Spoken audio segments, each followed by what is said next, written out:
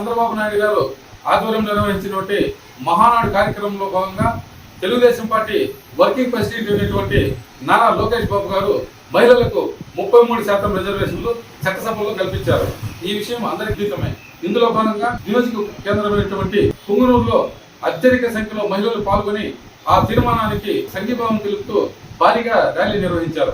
Telugu Desam party ఆవిర్భవించిన తర్వాత NT Ramarao గారు ఎన్నో పథకాలు ప్రవేశపెట్టి మహిళల కోసం ఎన్నో కార్యక్రమాలు నిర్వహించినారు అన్నారు.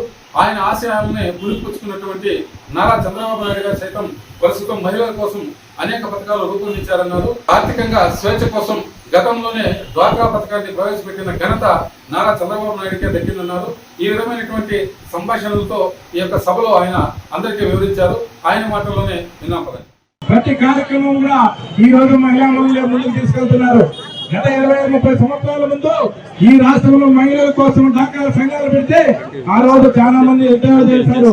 అది ఈ రోజు రాష్ట్రంలో కాదు దేశంలోనే ఆదర్శనీయంగా నిలిచిందంటే అదే చంద్రబాబు నాయుడు గతంతో అని చెప్పి ఈ రోజు మీకు తెలియజేస్తారా. ఒక కార్యక్రమం కాదు, ఎన్నో కార్యక్రమాలు ఈ రాష్ట్రంలో మహిళలకు అమలు జరుగుతున్నాయి.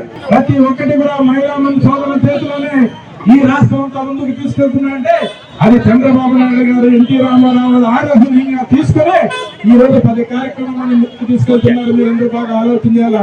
ఈ రోజు మహిళా శక్తి ప్రతి ఒక్కరు కూడా మహిళలకు ఫ్రీ బస్సు ఈ దేశంలో మొట్టమొదటిసారిగా కనిపెట్టి మహిళా మౌన సోదరులకు ఎక్కడికెళ్ళినా బస్ సౌకర్యం కానీ, పట్టా బుక్కులు కానీ, పట్టా పేపర్లు కానీ, కానీ అదేవిధంగా రేషన్ షాపులు కానీ ప్రతి కార్యక్రమం కూడా ఈ రోజు మహిళా మంత్రుల చేతులనే జరిపిస్తున్నారంటే అది మన చంద్రబాబు నాయుడు గారి ఘనత అని చెప్పి తెలియజేస్తున్నా. ప్రతి కార్యక్రమం కూడా ఈ రాష్ట్రంలో మహిళల ద్వారా జరుగుతుంది. మీరందరూ బాగా ఆలోచన చేయాలా, మీరు ఆశీర్వదించాలా. చంద్రబాబు నాయుడు గారి ప్రభుత్వానికి మహిళలు తప్ప వేరే ఆలోచన లేకుండా ముందుకు తీసుకెళ్ళి ఈ రాష్ట్రాన్ని ఎంతో ముందుకు తీసుకుపోవాలని చెప్పి సభలు పెడుతున్నారు. మీరు అటువంటి వ్యక్తికి మీరు ఆశీర్వదించాలని చెప్పి సభాముఖంగా తెలియజేస్తున్నా. వైఎస్ఆర్సీపీ నాయకులు కొట్టే వెళ్తాను. ఏది తప్పు నీవేమన్నా డిఎస్సీలో గత 5 సంవత్సరాలుగా నువ్వు ఒక్కరోజు కూడా డిఎస్సీ గురించి మాట్లాడేది లేదు. డిఎస్సీ ఇచ్చిన పాపాల పోలేదు. ఇప్పుడు మా లోకేష్ బాబు ఆ రోజు పాదయాత్రలో చేసిన హామీలన్నీ ఒకటొక్కటి సంవత్సరం డిఎస్సీ రిలీజ్ చేస్తారని చెప్పి ఫస్ట్ సంవత్సరమే డిఎస్సీ రిలీజ్ చేసిన ఘనత మన లోకేష్ బాబు. అటువంటి కార్యక్రమాలు చేపడుతూ ఉంటే మీరు తప్పులు పట్టుకుంటా మీ ఇష్టారాజ్యం చేసుకుని ఏదో ఒక తప్పుడు వాగ్దానాలు చేసి ప్రజలు చూస్తున్నారు. ఇవన్నీ కూడా ప్రజలు గమనిస్తున్నారు.